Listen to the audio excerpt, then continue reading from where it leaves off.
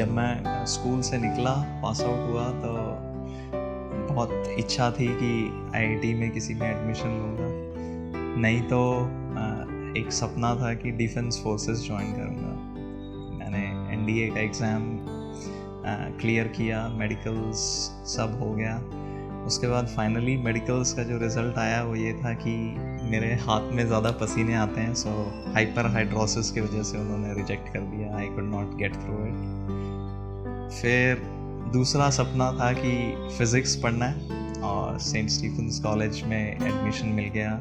घर में ऑलरेडी एक जना फ़िज़िक्स पढ़ चुका था और मेरी मम्मी ने कहा कि अब और कोई फ़िज़िक्स नहीं पढ़ेगा तो यहाँ पे भी एडमिशन नहीं ले सकता मैं।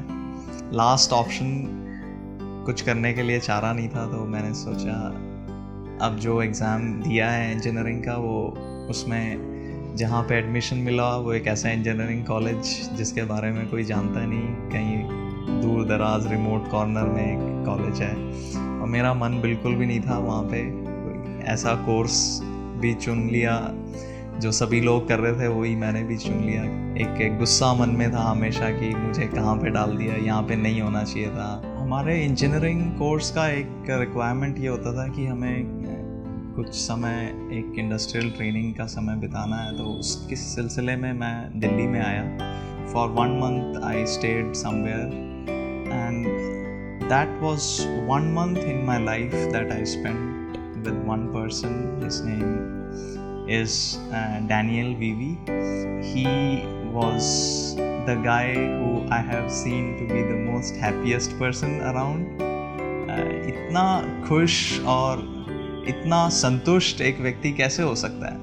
तो मैंने पाया कि जब से उन्होंने प्रभु यीशु मसीह को अपने जीवन में ग्रहण किया है, उनके जीवन में एक ये परिवर्तन आया कि वो एक कभी ना बदलने वाला, अंदर भी और बाहर भी एक समान दिखने वाली जो खुशी है, जो वो यीशु मसीह के कारण है उनके जीवन में। और मैंने देखा कि वो मिसिंग है मेरे जीवन में। ये 1 महीने का समय जो डैनियल के साथ था, उसने मेरे जीवन में यीशु मसीह को गंभीरता से जानने की और उसके साथ एक संबंध में आने का एक प्यास जागृत कर दिया। मैं ट्रेनिंग के बाद घर वापस चला गया और बाद में दिल्ली में फिर से आया काम करने के लिए अपनी इंजीनियरिंग कंप्लीट करने के बाद, और जहाँ पे मेरा प्लेसमेंट हुआ था। और ऐसा हुआ कि मैं फिर से डैनियल के साथ ही रहा और एक दिन करने के लिए कुछ भी नहीं था मेरे पास, और मैंने सोचा चलो बाइबल उठा के पढ़ते हैं, कुछ करने के लिए नहीं है। तो मैं अकेला हूँ, अपने परिवार से अलग हो चुका हूँ, कोई जानता नहीं है और इस तरीके का माहौल है कि मैं अपनी ज़िंदगी अपनी मर्ज़ी से जी सकता हूँ। कोई मुझे देख नहीं रहा है, कोई मुझे रोक नहीं रहा है, कोई रोक टोक नहीं है। तो मैंने मैथ्यूज़ गॉस्पेल पढ़ना शुरू किया। उसमें 23वां लाइन में इस तरीके से है कि एक कुंवारी गर्भवती होगी और वो एक पुत्र को जनेगी और उसका नाम इम्मानुएल होगा, जिसका अर्थ है, जिसका मतलब है परमेश्वर हमारे साथ। मेरा सपना था कि एक आईआईटी में पढ़ूंगा, लेकिन मैंने कम से कम नॉर्थ इंडिया, साउथ इंडिया के 6-7 आईआईटीज़ में जाके ना केवल पढ़ा, वहाँ पे पढ़ाया भी।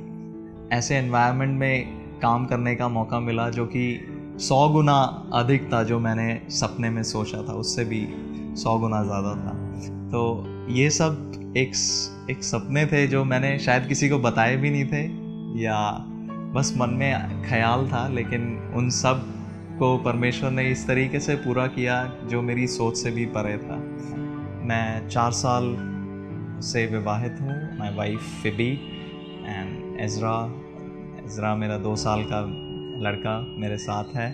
जब से यीशु मसीह को मैंने अपने जीवन में ग्रहण किया, मैं हर रोज़ परमेश्वर के उस आनंद को अपने जीवन में अनुभव कर सकता हूँ। ऐसा नहीं है कि चुनौती नहीं है या मुश्किलें नहीं हैं, लेकिन उस मुश्किलों के मध्य में भी परमेश्वर की संगति या उसका मेरे साथ रहना, वो एक निरंतर एक आनंद का कारण है, और वो एक वास्तविक आनंद है।